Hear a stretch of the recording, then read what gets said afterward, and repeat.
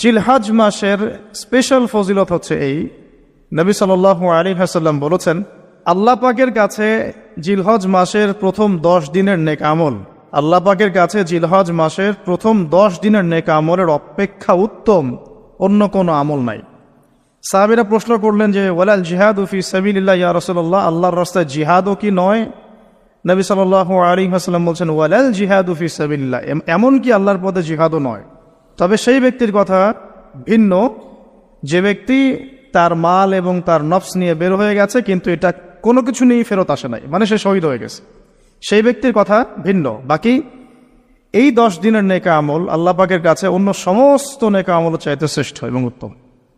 আল্লাহ পাক সূরা ফজরের মধ্যে এই 10 দিনের কথা বলেছেন, ওয়াল ফজরি মানে প্রভাতের কসম বা ফজরের কসম, ওয়ালায়ালিন আশর এবং 10 রাতের কসম।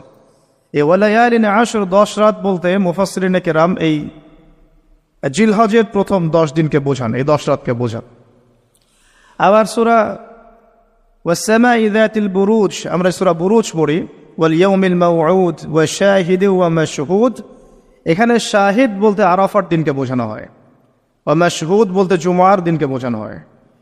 তো এই আরাফার দিনও কিন্তু এই 10 দিনের মধ্যেই পড়ে গেছে।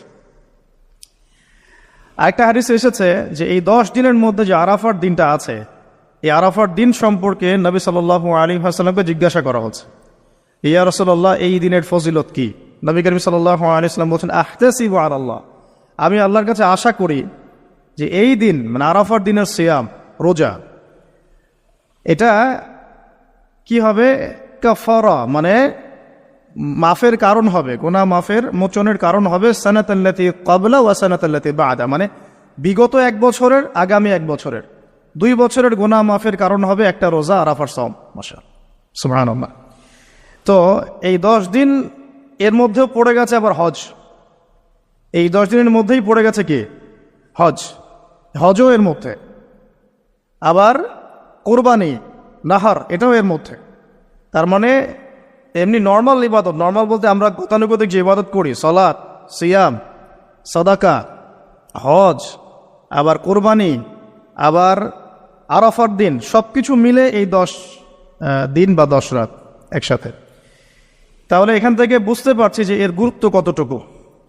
এখন প্রশ্ন হচ্ছে আমরা এই 10টা দিন কিভাবে কাটালে পরে একটি ইফেক্টিভ 10 ডেজ কাটাতে পারবো জিলহজ মাসের। তা আমি কয়েকটা পয়েন্ট আপনাদের সাথে শেয়ার করি, আল্লাহ পাক আমাদের সবাইকে আমল করার তৌফিক দান করুন।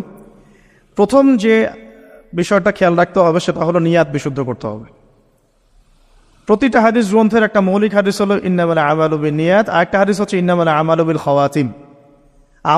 আমল ডিপেন্ড করে নিয়াতের উপরে এবং আমল ডিপেন্ড করে শেষ পরিণতির উপরে। মানে একজন মানুষ ভালো পথে চলছে, চলতে চলতে খারাপ হয়ে গেল, ওই অবস্থায় মৌত হলো, তার পরিণতি ভালো হলো না।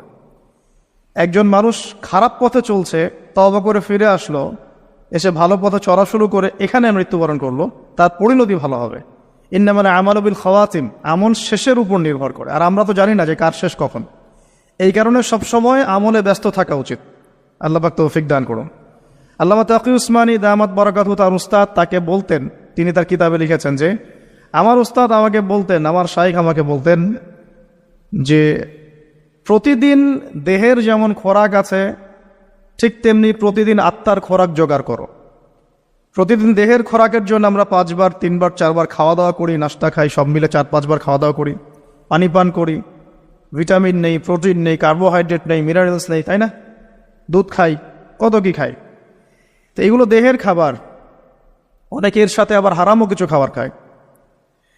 আর রুহের খাবার, প্রতিদিন রুহের খাবার জোগাড় করো। তিনি বলছেন এভাবে যে অন্তত একটা সময় নামাজের পরে, ফজরের পরে বা মাগরিবের পরে বা আসরের পরে কিছুক্ষণ ধীর স্থিরভাবে নীরবে বসে থাকো, আল্লাহর জিকির করতে থাকো, কোরআন তেলাওয়াত করতে থাকো, তাসবিহ তাহলিল করতে থাকো, আল্লাহর কাছে দোয়া করতে থাকো, হোক শেষ রাতে বা ফজরের পর বা মাগরিবের পর বা ইশার পর, আপনার সুবিধা মতো সময়।